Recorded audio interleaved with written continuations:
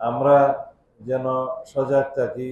এখন নির্বাচনের মৌসুম, এখন সবাই ধর্মকে রাজনৈতিক হাতিয়ার হিসেবে ব্যবহার করার চেষ্টা করবে এবং রাজনৈতিক উদ্দেশ্য হাসিলের জন্য, ক্ষমতা আরোহণের জন্য বিভিন্ন রকমের ব্যাখ্যা দিয়ে আমাদের ইমান আকিদার ক্ষতি সাধন করতে পারে। সেইখান থেকে আমাদেরকে একটু সজাগ থাকতে হবে, সবাইকে সচেতন করতে হবে। আমাদের মূল বক্তব্য হলো পহেলা দিন, তারপরে দুনিয়া।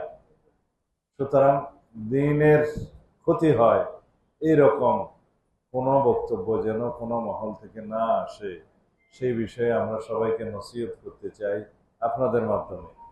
কারণ বর্তমানে অনেক বক্তব্য এরকম আসে যে অমুক মার্কা পরাজিত হলে ইসলাম পরাজিত হবে, নাউজুবিল্লাহ।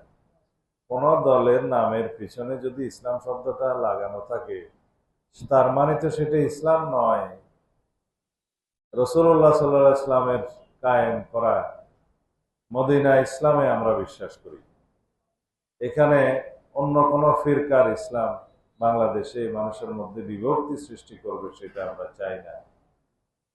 আমরা চাই রাসূলুল্লাহ সাল্লাল্লাহু আলাইহি ইসলামের প্রদর্শিত পথে যেন আমাদের মধ্যে অন্তর্ভুক্তিমূলক ধর্মীয় চর্চা থাকে, এখানে বিভক্তি যেন না হয়। আমরা যেন সত্যিকারের ধর্মীয় কালচারে, ইসলামিক কালচারে, সংস্কৃতিতে যেন আমরা বহাল থাকি।